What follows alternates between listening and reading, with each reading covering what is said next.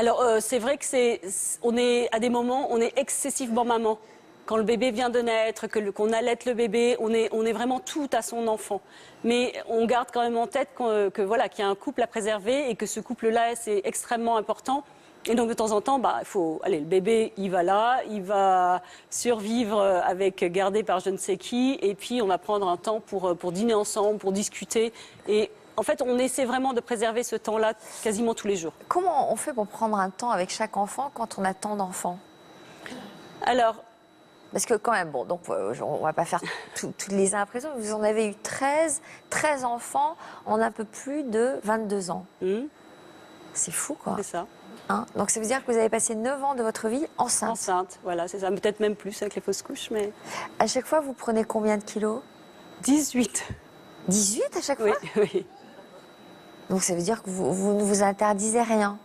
Eh ben, c'est-à-dire que je trouve que quand on est enceinte, on a un estomac vraiment en vrac, on a besoin de le caler, on a du mal à gérer parce la que nourriture. Vous êtes malade quand vous êtes enceinte? Je suis pas malade, mais on a l'impression d'être jamais, oui c'est ça, d'être jamais calé, d'avoir un estomac qui. Donc c'est pas un état dans lequel vous vous sentez particulièrement radieuse?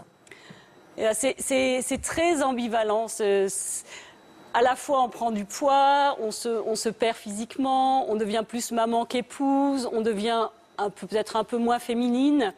Et à la fois, on attend la vie qui est quelque chose d'extrêmement épanouissant. Donc, je trouve qu'on vit toute cette ambivalence en même temps. Et vous perdez vos kilos J'ai de la chance. Avec l'allaitement, je perds très vite les kilos. Je perds très vite. Et puis, en plus, après, avec un peu de sport... Vous faites du sport en plus? On fait un jogging avec Pierre, on fait un tour du parc tous les dimanches matins.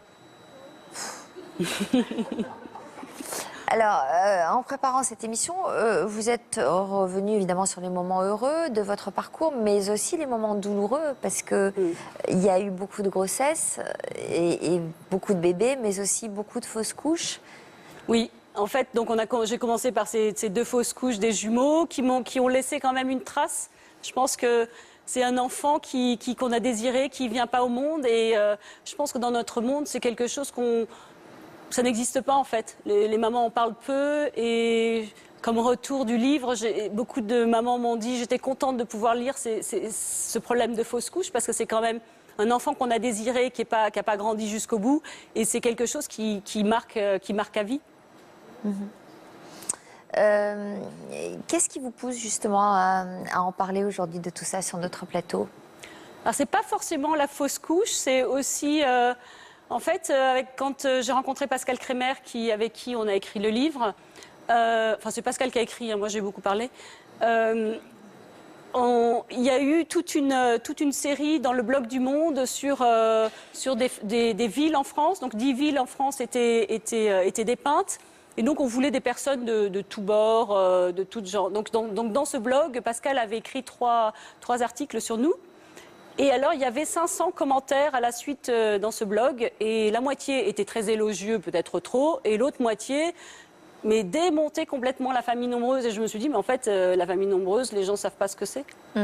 Et on a eu envie d'en parler de manière simple, de dire ce que c'était qu'une famille nombreuse. Est-ce que vos enfants ils se réjouissent à chaque fois qu'il y a un nouveau bébé qui arrive, ou est-ce qu'ils se disent j'aimerais bien avoir ma maman un peu plus pour moi? Alors les enfants ont des âges très différents et je pense que chacun réagit de façon très différente. Il y a quand même l'âge où des âges où plus on est, plus on rit et plus c'est drôle et ils sentent pas du tout la fatigue de la maman. Il y en a d'autres qui sont plus sensibles à ça et qui se disent elle va être fatiguée et qui sentent peut-être le poids sur eux. Et donc ça on en discute, j'en discute beaucoup avec les enfants.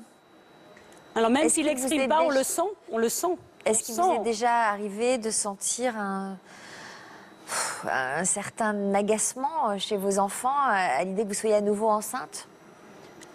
Oui, je pense que pour certains, pour eux, c'était pas nécessaire d'avoir cet enfant de plus, ce que je peux comprendre. En même temps, quand l'enfant naît, tout est complètement différent. Je les sens, ils sont tellement en admiration et devant les petits, pas forcément devant les bébés, hein, mais quand ils ont 3 ans ou 2 ans, ils sont vraiment mignons. Il vous arrive d'avoir des doutes? Alors vous savez, quand que c'est le mois de novembre, qu'il pleut dehors, que le bébé a 3 mois, que ça crie partout, qu'il y en a 3 qui se disputent, que le bain déborde, que le téléphone sonne, qu'il y a une mauvaise note et tout ça, on se dit ça fait vraiment énorme. Mais c'est pas un doute sur ce qu'on vit, parce qu'après on sait que ça passe, on sait qu'il y a demain, et on sait que le bain on va éteindre, le téléphone on va décrocher, on sait qu'il y a des choses à réagir. Il y a des moments où vous craquez? Alors il y a des moments où je leur dis, il y a des moments où je deviens plus sévère, plus autoritaire, parce que je sens que les choses doivent se remettre en place.